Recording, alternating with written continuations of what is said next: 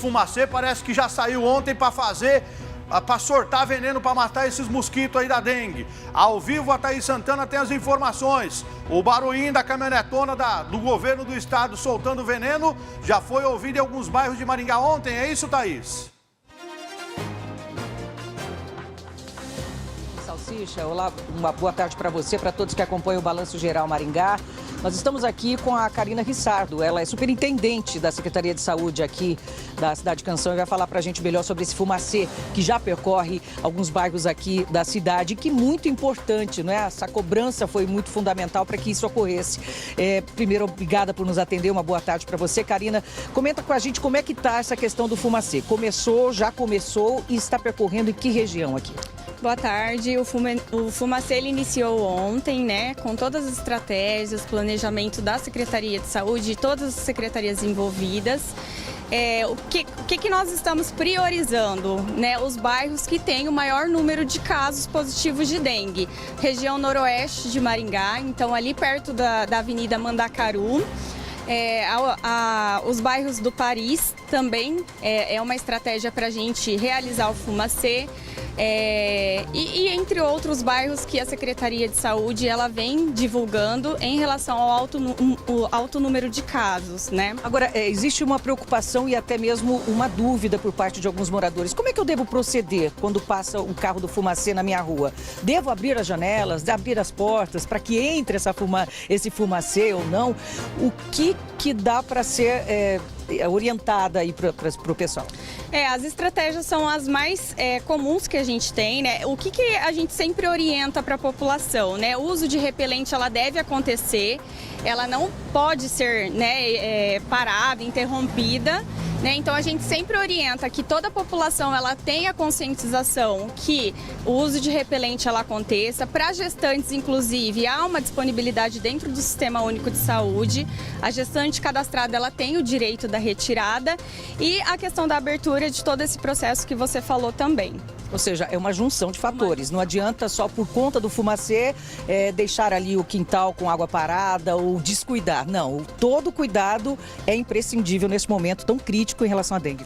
Exatamente, principalmente o cuidado da cidadania, né, que a gente fala. Sem a cidadania, o processo de cada um, a participação conjunta de toda a população, a gente não vai conseguir vencer, né, o mosquito, não vamos conseguir vencer esse processo tão abrupto que está acontecendo, não só no nosso município, mas em toda a região, né? Daqui a pouquinho a gente vai voltar a falar com a Karina sobre esses números preocupantes da dengue, mas também essas UPAs lotadas, não só por conta da dengue, mas também por gripe, problemas respiratórios, a própria Covid, que ainda tem casos mais leves por conta da vacina, mas existem, né? Mas agora eu vou pedir para que coloque a tela aí para que a gente possa saber certinho, você, morador desses bairros que eu vou citar agora, vai receber o fumacê, está recebendo aí nesses dias. Cidade Universitária no Mandacaru, também Vila Vardelina no Fundo de Vale, Jardim São Jorge, Jardim Tropical, Petrópolis, Conjunto Residencial Planville, Jardim Brasília, Parque das Laranjeiras, Jardim Los Angeles, Lucianópolis,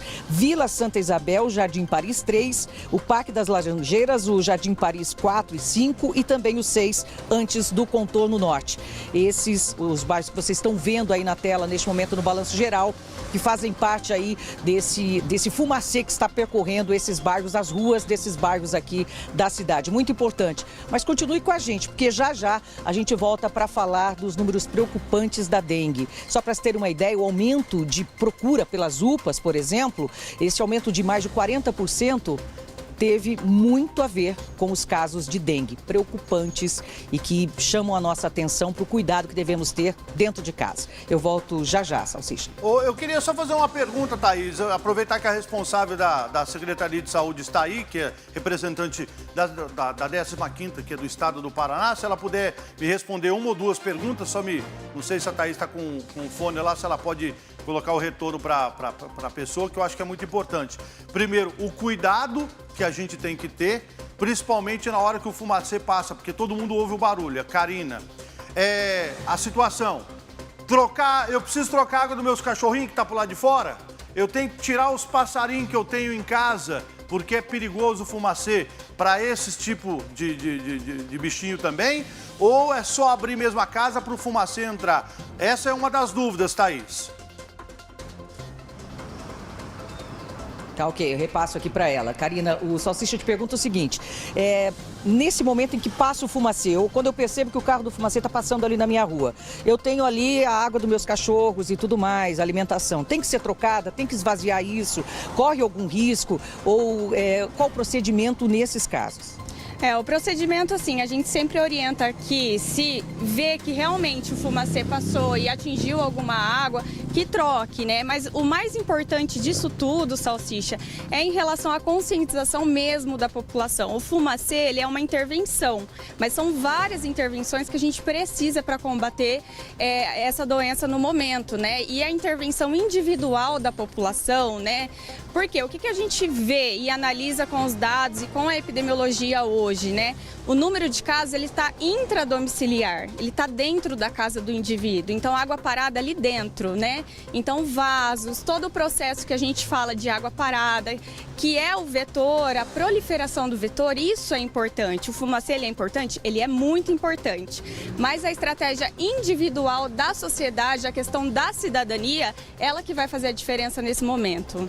Exatamente, aquela coisa também, você se cuidar do seu quintal, mas o vizinho, a questão de 2 quilômetros, 2,5 km, que é o máximo ali, você pode ser prejudicado, né, e contrair a doença e tudo mais por conta do vizinho que não cuidou do quintal. Não precisa ser vizinho de muro, não.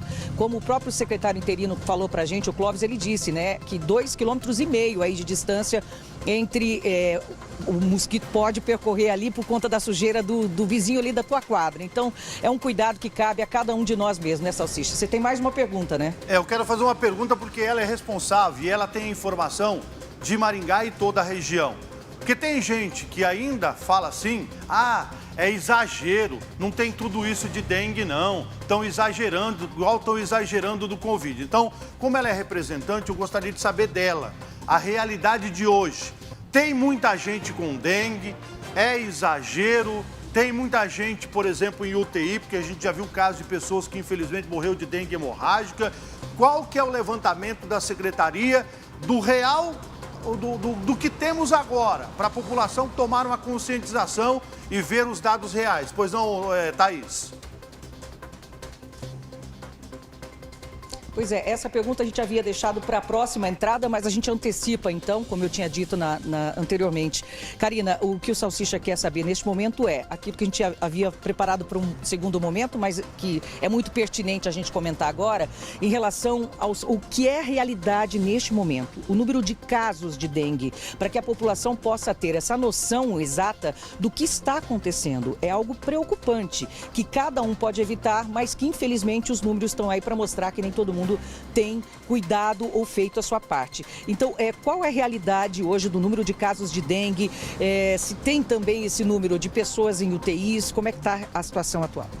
A nossa realidade, como nós havíamos comentado, né, estávamos conversando, é uma realidade que, primeiro, nós precisamos da conscientização de todos, porque é uma realidade preocupante de fato, né? Nós tínhamos uma média de 50 casos, né? A gente vem aí analisando uma média de 50 casos. Semana passada nós subimos para uma média de 80 casos e essa semana, então, nós fechamos com uma média de 200 casos positivos de dengue, tá? No município.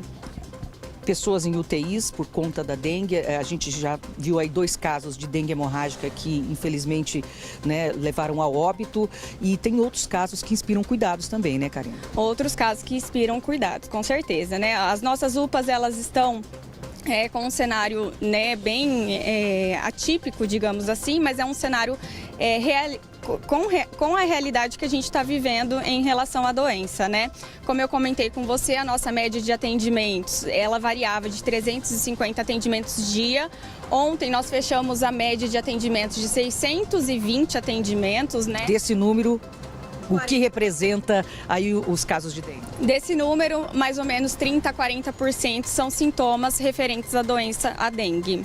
Chama muito a atenção, né, Salsicha? Os números são impressionantes e muito preocupantes, repito, justamente por conta de um cuidado que cabe a mim, a você, ao pessoal de casa, que é cuidar do próprio quintal, que é cuidar do quintal do vizinho, se tem terreno baldio, avisar imediatamente a própria secretaria do município em relação a isso, para que haja a limpeza desse terreno, que o proprietário, né, seja aí multado, para que pesando no bolso, pese na consciência. Não precisaria ser assim, precisaria pesar primeiro na consciência, porque estamos falando de vidas, né, Salsicha? Tá aí, muito obrigado. Já eu volto com vocês aí, Thaís Santana. Então, a realidade, eu perguntei, porque tem muita gente que fala assim, exagero, isso aí não está acontecendo. Então, vamos perguntar para quem está com os números, para se ter aí ter a noção. Então, de 30... Porque não, quando tinha Covid também tinha dengue, entendeu? Agora a dengue passou a situação da Covid. Essa é a realidade. Ontem foram quase 700 atendimentos de pessoas com sintomas, de outros sintomas, e 30% desses números com sintomas de dengue. Então,